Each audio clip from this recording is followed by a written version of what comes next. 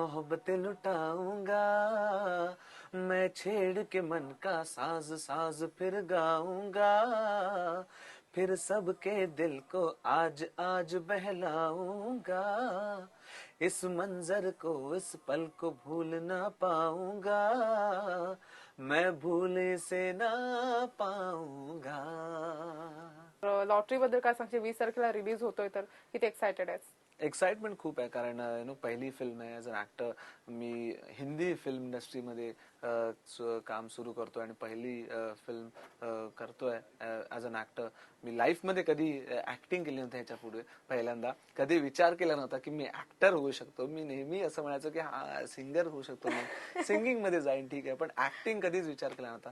पण ज्या प्रकारे लाईफ चेंज झाली, ज्या प्रकारे इंडियन आयडल आला, त्याच्यानंतर आता फिल्म आली, नजबलिये केला, त्यामुळे हे चेंजेस जे आहेत ते खूप साऱ्या गोष्टी शिकवतात पण आहे.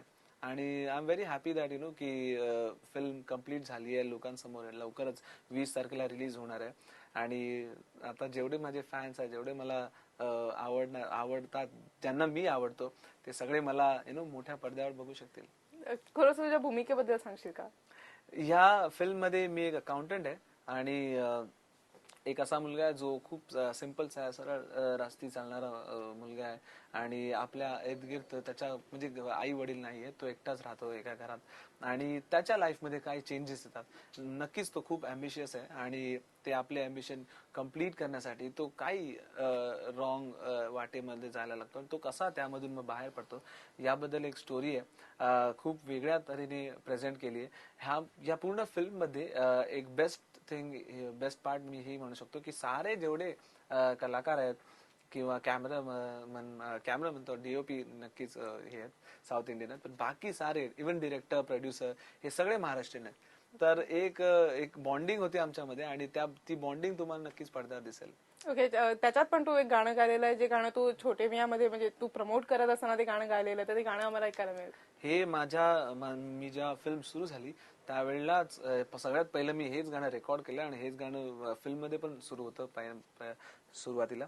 ते असं आहे, धड़कने कहती है कहते ही रहती है, बिन तेरे धड़के जो दिल तोड़ दूं, तू जो कहे जीना भी छोड़ दूं, तू बता क्या करूं क्या करूं, तू बता, जिंदगी जिंदगी का कर जरा फैसला.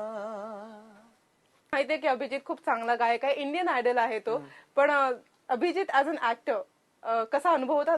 मला पहिल्यांदा खूप नर्वसनेस होती. खरं म्हटलं तर इंडियन आयडल नंतरच ऑफर सुरू झालेल्या मराठी फिल्म्स असो या हिंदी फिल्म्स असो, इव्हन अदर लँग्वेजच्या पण 2-3 फिल्म्स आलेल्या. तर लोकांनी अप्रोच भरपूर केला फिल्मसाठी. खूप लोकांनी विचारले की करणार का, पण एक समवेअर एक भीती होती मनात. आणि मी पहिल्यांदा मला प्रॉपरली माझं एक करिअर सुरू करायचं होतं आणि त्यामुळे मी कधी विचार नाही केला की मी फिल्म मध्ये येईन किंवा ऍक्टिंग करेन. मी माझ्या करिअर बरोबर खूप खूप आनंदी होतो त्यावेळेला. आणि हेमंत प्रभू जे डिरेक्टर आहेत ह्या फिल्मचे, त्यांनी आफ्टर माय सेकंड अल्बम जुनून त्यांनी मला अप्रोच केला. म्हणाले की मला येऊन भेट एकदा. मी त्यांना भेटलो, त्यांनी मला असं स्क्रिप्ट ऐकवली, स्टोरी सांगितली. मी म्हटलं मी कधी केलं नाही आणि मला काही एक्सपिरियन्स नाही. मी सरळ सरळ पहिल्याच दिवशी मी त्यांना सांगितलं मला नकोच आहे, असा कोणी नको आहे जो एकदम खूप प्रोफेशनली आणि खूप अगदी ऍक्टर असेल. एक सिम्पल माणूस पाहिजे जो एक सिम्प्लिसिटी आपली दाखवू शकेल स्क्रीनवर. आणि I think you are the right choice. तर मी म्हटलं अरे वा. पण मला असे धडे वगैरे घेतलेलेच काही अभिनयाचे, की डायलॉग कसा फेकायचा, कसे एक्सप्रेशन्स वगैरे? एक महिना आम्ही ह्या सगळ्यासाठी पूर्ण अभ्यास केला आणि 1 महिना व्यवस्थित रिव्हिजन करून मग पुढे काम केलं. ओके, एक शेवटचा प्रश्न. ज्या प्रकारे तू आता रियालिटी शोज मध्ये आहे, सिनेमामध्ये आता काम करतोयस आणि त्याबरोबर तुझं प्लेबॅकिंग सुरू आहे, तर कसं प्रकारे तो शेड्यूल तुझं असतं, म्हणजे तू कशा प्रकारे सगळं अरेंज करतो बेसिकली? मला वाटतं की मी खूप आनंदी आहे, खुशी आहे ह्या गोष्टीची की मी काम करतोय. खूप कमी लोक असतात ज्यांना इंडस्ट्रीमध्ये इतक्या लवकर इतकं सगळं मिळतं. I think I am one of them. तर मला खूप आनंद आहे ह्या गोष्टीचा की मी नेहमी बिझी असतो, नेहमी काही ना काहीतरी करतोय. ही सुरुवात आहे आणि ह्यावेळी मी विचार केला पाहिजे की मी किती अजून करू शकतो, कारण मी यंग आहे. मी माझे म्हणतात ना ते पायात ताकद आहे एवढी की मी धावू शकतो.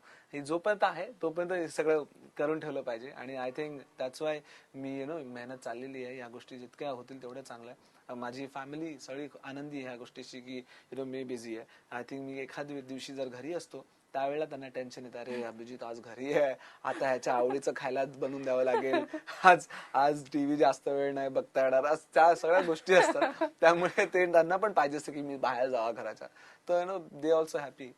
पण मग अभिजित त्याच्यामुळे प्लेबॅकिंग मध्ये कमी पडतंय, म्हणजे कमी कुठेतरी पडतोय असं वाटतं का? मला नेहमी असं वाटत होतं की मी प्लेबॅक सिंगरच व्हावं. मी नेहमी हा एक स्वप्न घेऊन आलेलो की मला प्लेबॅक सिंगरच व्हायचं आहे लाईफमध्ये.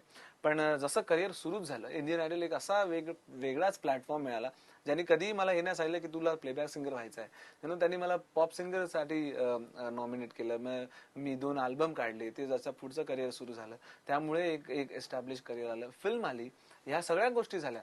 पण प्लेबॅक जसं प्लेबॅक साठी एक जो रस्ता असतो तो थोडासा वेगळा राहिला. त्यामुळे डेफिनेटली की मी तेवढं प्लेबॅक नाही केलं, कारण वेळ तसा मिळालाच नाही, तसं काम करायला व्यवस्थित प्लॅटफॉर्मच नाही मिळाला. पण आता जे पण येतं, ज्या पण गोष्टी येतात जवळ येतात त्या मी नेहमीच करण्याचा प्रयत्न करतो. माझ्या फिल्म मध्ये सगळी गाणी मी स्वतः गायलीत. मनाच्या धुंदीत लहरीत येना सखे ग साजणी येना, जराशी लाजत मुरडत येना सखे ग साजणी येना. थँक्यू सो मच अभिजित, तू आमच्याशी Thank you. इतकं छान बोल